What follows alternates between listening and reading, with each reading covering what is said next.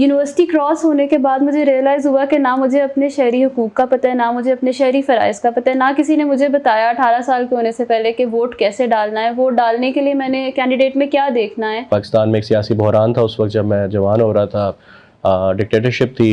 मुशर्रफ साहब जो थे वो हमारे सदर थे, तो फिर डेफिनेटली मैं एक्टिविटीज़ के अंदर इन्वॉल्व होने लग गया।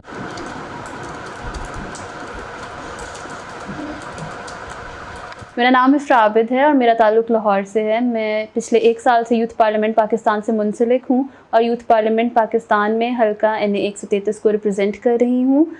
यूथ पार्लियामेंट पाकिस्तान में मैं फ़िलहाल नेशनल सिक्योरिटी कमेटी की चेयरपर्सन के तौर पर काम कर रही हूँ। यूथ पार्लियामेंट पाकिस्तान बेसिकली एक इनिशिएटिव है पिलडैट की जानिब से, जिसका मकसद ये है कि हम यूथ को अवेयरनेस दें टुवर्ड्स पॉलिटिकल प्रोसेसेस जो भी हो रहे हैं। वो एक मॉक पार्लियामेंट बनाते हैं जिसके अंदर वो हर हल्के से एक नुमाइंदा सेलेक्ट कर लेते हैं।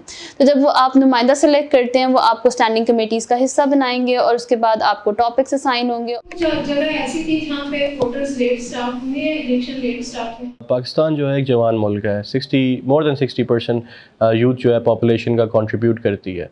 तो डेफिनेटली अगर यूथ इन्वॉल्व होगी, बिकॉज़ अब जो लोग आ रहे हैं वो पढ़े लिखे भी हैं और they are born in the technology. सियासी हवाले से या मौशी हवाले से इस टाइम उम्मीद की काफ़ी कमी नज़र आ रही है।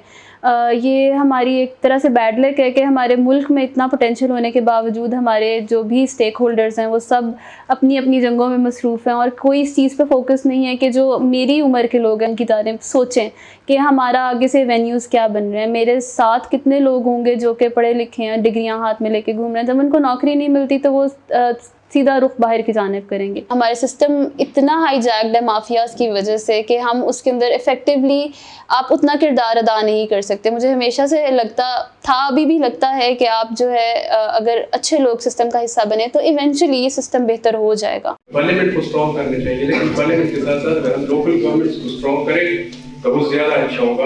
मैं अगर असेंबली में आता हूँ तो मैं यूथ के लिए क्या करूँगा, तो डेफिनेटली मैं कुछ अमेंडमेंट्स जो है वो तजवीज़ भी करूँगा और मैं उस पर मेरी पूरी कोशिश होगी कि वो अप्लाई भी कर दी जाए। मैं यूथ कमीशन का जो है वो तजवीज़ भी दूँगा और अगर मुझे मौका मिला तो मैं इसके ऊपर काम भी करूँगा।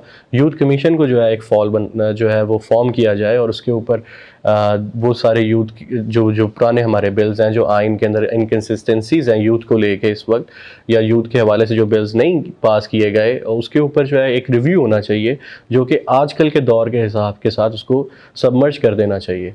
तीसरा, मैं एजुकेशन सेक्टर के ऊपर जो है काफ़ी फोकस करना चाहता हूँ। 30% पॉपुलेशन को हैंडीकैप कंसीडर करके वोट करवा दिया जाता है। मुझे लगता है सियासत बहुत अहम है। अगर मैं चाहती हूँ कि जो मेरे ख्यालात हैं या मैं उनको आगे फॉरवर्ड कर सकूँ, अपने मकासद अचीव कर सकूँ, तो मुझे लगता है कि सियासत का हिस्सा बनना ज़रूरी है। अपनी आवाज़ सिस्टम का हिस्सा बनाना is the most important thing.